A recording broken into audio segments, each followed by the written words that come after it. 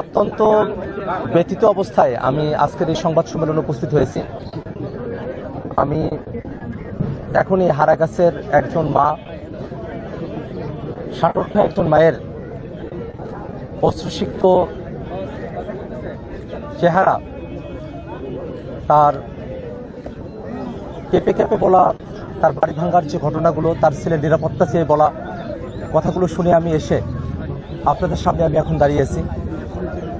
আমরা 16টা বছর এই বাংলাদেশে নির্বাচন যাতে ফেয়ার হয়, সুস্থ হয়, সহিংসতা মুক্ত হয়, তার জন্য আমরা আন্দোলন করেছি। কিন্তু যে নির্বাচনের মধ্য দিয়ে সেই বিগত 16 বছর যাদেরকে সাথে নিয়ে আমরা আন্দোলন করলাম, সেই বিএনপি যে নির্বাচনের মধ্য দিয়ে ক্ষমতায় এলো, ক্ষমতায় আসার কথাটা শোনা মাত্রই রংপুর 4 কাউনিয়া পীরগাছা আসনের পরাজিত ধানের শীষের বিএনপির প্রার্থী এমদাদুল হক ভরসা, তার সমর্থকেরা 13 তারিখ বিকালবেলা থেকেই এই হারাগাছ এলাকায় তারা তাণ্ডব শুরু করে। প্রথমে তারা আমাদের কাছে সমর্থক যারা পাইকার বাজার অতিক্রম করছিলেন, পাইকার বাজারের শেষ মাথায় ভগা মার্কেটের ওখানে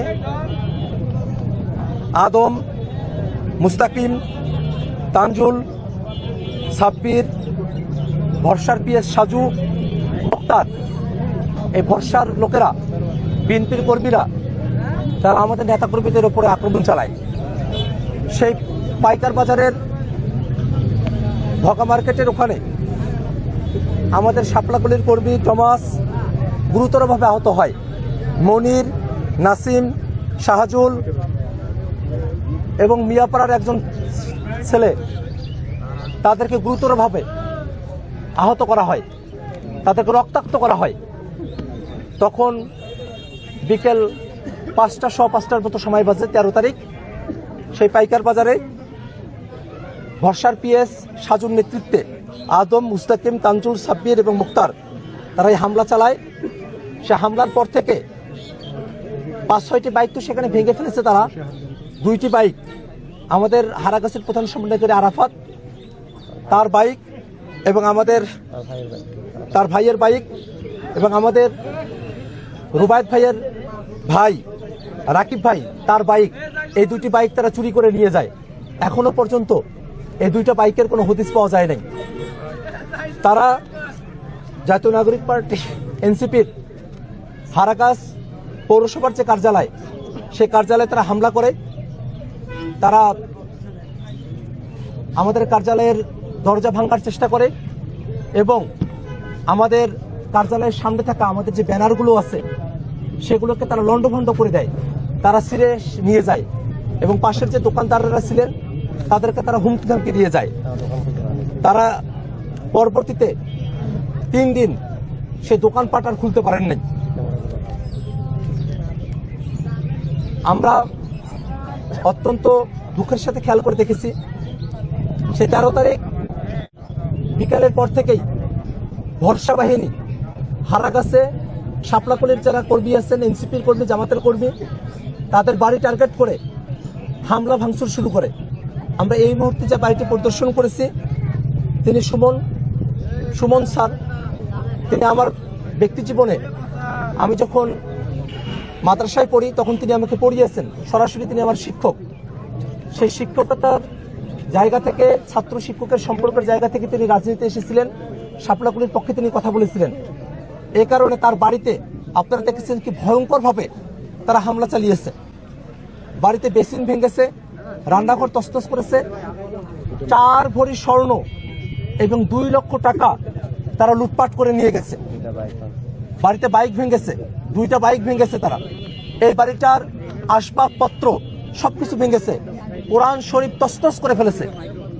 এমন ভাবে তারা এই বাড়িটার একেবারে, এই বাড়িটাতে আর এটা বসবাসের অযোগ্য হয়ে গেছে, এমন ভাবে তারা এই বাড়িঘরটা ভেঙেছে। আপনারা সাংবাদিকেরা দেখলেন যে গত 10 দিন সুমন স্যারের বাড়ির কোনো সদস্য এই বাড়িটাতে তারা থাকতে পারেন নাই। আজই প্রথম এই মিডিয়ার ভাইরা আপনাদের ভরসায় তারা কিন্তু আজকে বাড়িতে এসেছেন। এই বাড়িতে এই মানুষেরা এত আতঙ্কের মধ্যে আছেন। আমার এনসিপির কর্মী সুমন স্যারের মা তার ছেলের জন্য দুই চোখের পানি ফেলছেন আর বলছেন আমার হাতে তার ছেলেকে তুলে দিয়ে যে আমার ছেলেকে বাঁচান। জীবনের সংখ্যা নিয়ে এনসিপি এবং জামাতের কর্মীদেরকে হারাগাছে তাদের দিনে নিপাত করতে হচ্ছে। বেশিরভাগ কর্মী তারা আজকের আগে পর্যন্ত তারা হারাগাছে আসতেই পারেননি। আমাদের আরেকজন কর্মী রুবায়েত ভাই, তার বাড়িতে তারা হামলা চালিয়েছে। তার বাড়িতে তার মায়ের সাথে এবং তার বোনের সাথে আমার কথা হয়েছে। তারা কাঁদছিলেন, চোখ দিয়ে পানি পড়ছিল এবং তারা এতটা ভয়ে ছিলেন যে যখনই ওই বাড়িটা রাস্তার পাশে, যখনই ভরসার লোকেদের কোনো মিছিল সিদ্দিক দিয়ে যেত, তখনই তাদের কলিজায় আর কোনো পানি থাকতো না। তারা ভয় পেয়ে যেতেন যে এখনই মনে হয় ভিতরে ঢুকবে এবং সবকিছুকে তছনছ করে দিবে।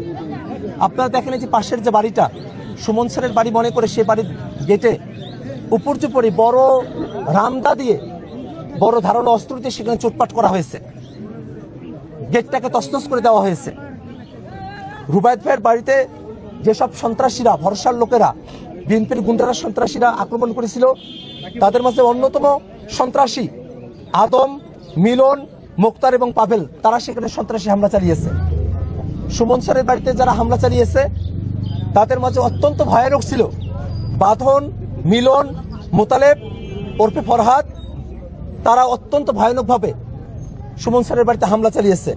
আমাদের প্রধান সমন্বয়কারী আরাফাত ভাইয়ের বাড়িতে হামলা চালিয়েছে।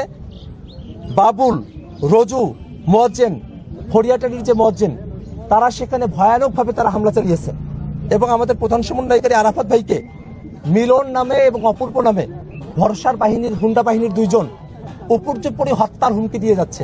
এখনো পর্যন্ত তারা তাকে মেরে ফেলতে চায়। আমাদের জামাতে ইসলামের কর্মী মমিন ভাইয়ের বাড়িতেও তার ভয়ানকভাবে হামলা চালায় সেই 13 তারিখে। সন্ত্রাসী মনির, সন্ত্রাসী নয়ন, সন্ত্রাসী আসিফ, সন্ত্রাসী নোমান, সন্ত্রাসী রাসেল, তারা সেখানে তারা হামলা চালিয়েছে। তারা বিএনপির সন্ত্রাসী, তারা ভরসার সন্ত্রাসী বাহিনীর সদস্য। এছাড়াও 8 নম্বর ওয়ার্ডের দুলাল ভাই, 8 নম্বর ওয়ার্ডের রবিউল ভাই এবং 9 নম্বর ওয়ার্ডের মনির, তার বাড়িতে, তাদের বাড়িতে হামলা করা হয়েছে। মনির ভাইয়ের যে সন্তান, ছোট্ট একটা শিশু, সেই শিশুর কপালে ব্যান্ডেজ, কারণ সেই শিশুটাকে তারা আঘাত করেছে। আমরা কি দেখি এর মধ্য দিয়ে? একদিকে বিএনপি ফ্যামিলি কার্ডের কথা বলে, একদিকে বিএনপির প্রার্থী ভরসা মানুষকে শাড়ি লুঙ্গি দেয়, অন্যদিকে বিএনপির কর্মীরা, ভরসার কর্মীরা, সন্ত্রাসীরা মানুষের পরিবারগুলোকে ভেঙে তছনছ করে দেয়। মানুষের জীবন জীবিকার যে উপকরণগুলো আছে সেগুলো তারা লুটপাট করে নিয়ে যায়। একদিকে ফ্যামিলি কার্ডের কথা বলবে, অন্যদিকে মানুষের ফ্যামিলিগুলোতে লুটপাট চালাবে। একদিকে শাড়ি লুঙ্গি দিবে, অন্যদিকে মানুষের জীবন ধারণের উপকরণগুলোকে লুটপাট করে নিয়ে যাবে, স্বর্ণ টাকা পয়সা লুটপাট করে নিয়ে যাবে। এটাই হচ্ছে তাদের নীতি। এ কারণেই তাদের এই নীতির কথা মানুষেরা জানতো। এই কারণেই এই কাউনিয়া পীরগাছা হারাগাছের মানুষেরা সিদ্ধান্ত নিয়েছে, তারা শাপলাকুলির পক্ষেই তাদের অবস্থান জানিয়েছে। এই 10 দিন অতিবাহিত হয়েছে, এখনো পর্যন্ত দেখবেন না শাপলাকুলির কোনো কর্মী, পরাজিত প্রার্থীদের কোনো কর্মীর উপরে একটা ফুলের আসরও দিয়েছে এমন কোনো অভিযোগও তারা করতে পারে নাই। আমাদের কর্মীরা এতটাই সংযত, আমরা সংযত আছি, আমরা শান্তির বার্তা নিয়ে আসি। এই ভরসা 12 তারিখ সারাটা দিন গেছে, 12 তারিখ রাত গেছে। আপনাদের সাংবাদিকদেরকে আমি জিজ্ঞেস করছি, ভোটের দিন সারা দিন এমদাদুল হক ভরসা ধানের শীষের প্রার্থী, ভোটের কোনো অনিয়ম হচ্ছে এমন কোনো কথা 12 তারিখ সারাদিন সারা রাত আপনাদের কোনো সাংবাদিক ভাইকে তিনি জানিয়েছিলেন কিনা? কোন সাংবাদিক ভাই বলতে পারবেন 12 তারিখ সারাদিন সারা রাত ভরসা নির্বাচনী অনিয়মের কথা তিনি বলেছেন? বলেননি। কারণ নির্বাচনী অনিয়মগুলো করার প্ল্যান ছিল তার। নির্বাচনী অনিয়মগুলো তারা করতে চেয়েছিল। হারাগাছে 55,000 ভোটার, তাদের মাঝে মাত্র 5,000 ভোটার। আমি তাদের কাছে কৃতজ্ঞ, তারা আমাকে ভোট দিয়েছেন, শাপলাকুলিতে ভোট দিয়েছেন। 22,000 ভোট বেশি পেয়ে 27,000 ভোট ধানের শীষের ইমদাদুল হক ভরসা পেয়েছেন। অথচ এই হারাগাছের মানুষদের উপরেই তিনি কি অবর্ণনীয় অত্যাচার নির্যাতনগুলো তিনি করছেন। মানুষেরা দোকানপাট খুলতে পারছে না। গতকাল সন্ধ্যাবেলা তারা মাইকিং করেছে, হুমকি দিয়েছে কোনো দোকানপাট খোলা যাবে না, কোনো ব্যবসা প্রতিষ্ঠান খোলা যাবে না। মানুষের রুটি রুজিতে তারা টান দিয়েছে। একদিকে তারা ফ্যামিলি কার্ডের কথা বলবে, অন্যদিকে অত্যন্ত হাস্যকরভাবে বিরোধী দলের সাংসদের বিরুদ্ধে হরতাল ডেকে, এবং বিএনপি সরকারের আমলে প্রথম ডাকা হরতাল আমার বিরুদ্ধে একজন বিরোধী দলের নেতার বিরুদ্ধে তারা ডেকেছেন। তারা এই হরতালটা তারা ডেকেছেন, আজকের দিন তারা হরতাল ডেকেছেন, যদিও পরে প্রত্যাহার করেছেন। কিন্তু এই যে তারা হরতাল ডাকলেন, এটা কোনোভাবে একটা সরকারি দলের চরিত্রের সঙ্গে এটা যায়। আওয়ামী লীগের সময় এটা হতো, আওয়ামী লীগ অবরোধ করত, আওয়ামী লীগের লোকেরা তারা তাদের মধ্যকার গ্যাঞ্জামের কারণে তারা হরতালের মতো করে তারা অবরোধ ডাকতো, গাড়ি ঘোড়া বন্ধ করে দিত। আর এখানে সরকারি দলের প্রার্থী, পরাজিত প্রার্থী, তিনি বিরোধী দলের একজন সংসদ সদস্যের বিরুদ্ধে তিনি হরতাল থেকে বসে আছেন। এটাই হচ্ছে তাদের রাষ্ট্র নিয়ে তাদের বোঝাপড়া, দেশ নিয়ে তাদের বোঝাপড়া। তাদের এই দেশ এবং রাষ্ট্র নিয়ে তাদের বোঝাপড়া না থাকার কারণেই কাউনিয়া পীরগাছার মানুষরা তাদেরকে প্রত্যাখ্যান করেছে। তারা চেয়েছিল এই হারাগাছে তারা যা ভোট পেয়েছেন এর মধ্যেই তো কারচুপি করেছেনি, তারা টাকা পয়সা দিয়ে ভোট কেনার চেষ্টা করেছেন, মানুষকে শত শত টাকা তারা দিয়েছেন, হাজার হাজার টাকা তারা দিয়েছেন, তারপরেও মানুষেরা তাদের পক্ষে যায় নাই। কারণ মানুষেরা জানে যে ওই এক রাতের টাকা পয়সা 5 বছর তাদেরকে ভোগাবে, তারা ভোগান্তির মধ্যে পড়তে চান নাই। এই কারণে তারা শাপলাকুড়ির বক্তব্যের প্রতি আকৃষ্ট হয়ে তারা শাপলাকুড়িতে ভোট দিয়েছেন। এই হারাগাছে তাদের পরিকল্পনা ছিল আরো অন্তত 15 থেকে 20,000 ভোট জাল ভোট মেরে সেগুলোকে ধানের শীষের পক্ষে দেখিয়ে তারা কাউনিয়া পীরগাছায় তাদের যে ভোটের ব্যবধান সেটাকে তারা শূন্যে নামিয়ে নিয়ে এসে তারা বিজয় অর্জন করবেন, এই ধরনের উচ্চাল তাদের মধ্যে ছিল। কিন্তু যেহেতু হারাগাছে সেদিন আমি সারাদিন অবস্থান করেছি এবং বিকেলবেলা প্রত্যেকটা কেন্দ্রে কেন্দ্রে গিয়ে কাস্টিং ভোটের হিসেবটুকু শুধু নিয়েছি। সে সময়টাতে ভরসা ভাই শীতে আমার সাথে ছিলেন, আমরা একসাথে গিয়েছি অনেকগুলো কেন্দ্রে। অথচ সেই কেন্দ্র দরদি স্কুল থেকে বের হয়ে এসে দেখি ভরসা ভাই তার গাড়িটা ভাঙ্গা, গ্লাসটা এমন ভাবে ভাঙ্গা, ভিতর থেকে ভাঙ্গা, গ্লাসের টুকরোগুলো বাইরের থেকে বেরিয়ে আসে। তার গাড়ির সামনে পুলিশের গাড়ি, পেছনে আর্মির গাড়ি, সেখানে আর কোনো মানুষ নাই। উনি দোষ দিয়ে দিলেন এনসিপির লোকেরা গাড়ি ভেঙেছে। আমি বলেছি, আজকেও বলছি, তাদের কাছে নাকি ভিডিও ফুটেজ আছে, ভরসা পিএস এটা বলেছিলেন, সে ভিডিও ফুটেজ উপস্থাপন করুক। যারা ভরসা ভাইয়ের গাড়ি ভেঙেছে আমরা তারও বিচার চাই। যারা রুবায়েত ভাই, আরাফাত ভাই, সুমন স্যার, মমিন ভাই তাদের বাড়িঘরগুলো যারা ভেঙেছে আমরা তাদেরও বিচার চাই। যারা আমাদের বাইকগুলো ভেঙেছে আমরা তাদেরও বিচার চাই। আমি বর্তমান স্থানীয় সরকার মন্ত্রী জনাব মির্জা ফখরুল ইসলাম এবং স্বরাষ্ট্রমন্ত্রী জনাব সালাউদ্দিন সাহেবকে আমি আজকে সকালবেলা হারাগাছের পরিস্থিতি সম্পর্কে তাদেরকে অবগত করেছি। আজকে এই হারাগাছে আমার সুমন স্যারের মা, আমার রুবায়েত ভাইয়ের মা তাদের সন্তানকে আমার হাতে তুলে দিয়েছেন। কোন ব্যক্তির দায়িত্ব যেখানে রাষ্ট্র ফাংশনাল, কোন ব্যক্তি সেখানে নিতে পারে না। আমরা অবশ্যই সমব্যথী, আমরা একসাথে লড়াই করতে পারি, কিন্তু নিরাপত্তার দায়িত্ব রাষ্ট্রকে নিতে হবে, নিরাপত্তার দায়িত্ব ভরসাকে নিতে হবে। কারণ ভরসা তার কারণেই এই হারাগাছ অনিরাপদ হয়ে গেছে এবং বিএনপিকেই নিতে হবে। বিএনপির হাইকমান্ডের প্রশ্রয়ে ভরসা এই সন্ত্রাস করার সুযোগ পেয়েছে।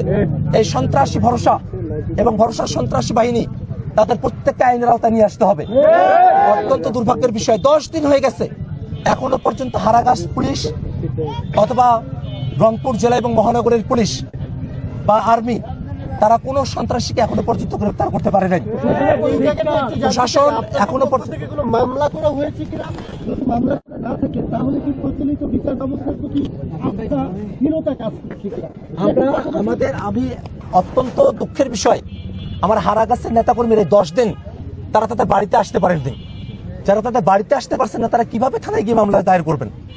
তারা আজকে এসেছেন এবং তারা মামলা করার প্রস্তুতি নিচ্ছেন, কিন্তু নির্বাচনকালীন সময় ছিল সেই সময়টাতে। 13 তারিখ তো নির্বাচনী আচরণবিধির আওতাধীন দিন।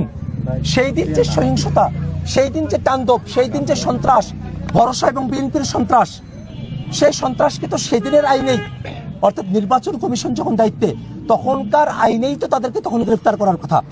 ম্যাজিস্ট্রেটটা তখন ঘুরছিলেন। আমরা দেখেছি এই যে প্রশাসন, বাংলাদেশের প্রশাসন, তারা সবসময় যারা ক্ষমতাসীন দল তাদেরকে কিভাবে তুষ্ট রাখা যায় সেদিকেই তাদের মনোযোগ থাকে। আমরা প্রশাসনের এই যে নিরপেক্ষতার ভান ধরে বসে থেকে এই যে জুলুম সহ্য করে যাওয়া, জুলুমকে প্রশ্রয় দেওয়া এবং মানুষের উপরে জুলুম হওয়ার পরে বিচার না করা, এটাকে পুরনো আমলে প্রশাসন যেভাবে সরকারি উপকূল হয়ে যাওয়ার প্রক্রিয়ার মধ্যে দিয়ে নিজেদেরকে নিয়ে যায়, তেমন ধরনের একটা প্রক্রিয়া হিসেবে আমরা এটাকে দেখি। তারপরেও আমরা প্রশাসনের ভাইদের কাছে, প্রশাসনের কর্তাদের কাছে, পুলিশ বাহিনীর কাছে, আর্মির কাছে আমরা বিনীত কণ্ঠে আহ্বান জানাবো, এই হারাগাছে ভরসার সন্ত্রাসী বাহিনী যেসব বাড়িঘরে হামলা করেছে, সেসব বাড়িঘরে হামলার বিচার তাদেরকে করতে হবে। সন্ত্রাসীদেরকে গ্রেফতার করে আইনের আওতায় আনতে হবে। একই সাথে যে ক্ষয়ক্ষতিগুলো হয়েছে, সে ক্ষয়ক্ষতিগুলোর ক্ষতিপূরণ প্রদান করতে হবে। এবং পাশাপাশি আমি একটা কথা খুব আন্তরিকভাবে বলতে চাই, হারাগাছের মানুষেরা, এখানকার 5,000 মানুষ সাহস করে আমাকে ভোট দিয়েছেন, আমি তাদের কাছে কৃতজ্ঞ। হারাগাছের হাজার হাজার মানুষ আমার জন্য দোয়া করেছেন। হারাগাছের মানুষেরা তারা জানেন যে কি ধরনের ভয় এবং ত্রাসের মধ্য দিয়ে তাদেরকে জীবন এখানে অতিবাহিত করতে হয়, কি ধরনের হুমকির মধ্য দিয়ে তাদেরকে যেতে হয়, কিভাবে তাদের জীবনকে জিম্মি করে ফেলা হয়েছে। আমার বিভিন্ন জায়গায় হয়েছে, বিভিন্ন জায়গায় 1 নং ওয়ার্ডে ক্যানেলটারিতে ড্রেন সহ রাস্তা হয়েছে, পাইকার বাজার মসজিদে অনুদান এসেছে, 2 নং ওয়ার্ডে মোল্লাটারি ভেল্লাটারি এলাকায় ড্রেন সহ রাস্তা হয়েছে, ব্রিজ সংলগ্ন আরসিসি রাস্তা হয়েছে, 4 নং ওয়ার্ডে হারাগাছ হাই স্কুলের পেছন থেকে সোনার চাঁদ বাড়ি থেকে রাস্তা হয়েছে, 5 নং ওয়ার্ডে চ্যাংটারিতে ডাবলুর বাড়ি থেকে টুকুর বাড়ি পর্যন্ত ঢালাই হয়েছে, 7 নং ওয়ার্ডে মিনাজ বাজার থেকে ধুম নদী পর্যন্ত রাস্তা ঢালাই হয়েছে, 8 নং ওয়ার্ডে মোল্লাটারি টাকার বাজেট অবশিষ্ট রয়েছে। আমরা অল্প সময়ের মধ্যে সেই বাজেটগুলো হারাগাছের যেখানে সব থেকে বেশি প্রয়োজন, যেমন আমি একটি কলোনিতে গিয়েছিলাম, সে কলোনিতে মানুষেরা তাদেরকে ওয়াশরুমে টয়লেটে যেতে হলে সিরিয়াল ধরে দাঁড়িয়ে থাকতে হয়। আমি একটা জায়গায় গিয়েছিলাম যেখানে মানুষেরা টয়লেট সারার জন্য তাদেরকে নদীর পাড়ে যেতে হয়, সেই জায়গাগুলোতে যাতে টয়লেটের কাজ সুন্দর আধুনিক শৌচাগার নির্মাণ করা যায়, এমন অনেক ধরনের উন্নয়ন পরিকল্পনা অল্প সময়ের মধ্যেই যাতে হারাগাছ পৌরসভার যারা দায়িত্বে আছেন তারা এটা সম্পূর্ণ করেন, সে ব্যাপারে আমরা অবশ্যই উদ্যোগ গ্রহণ করব।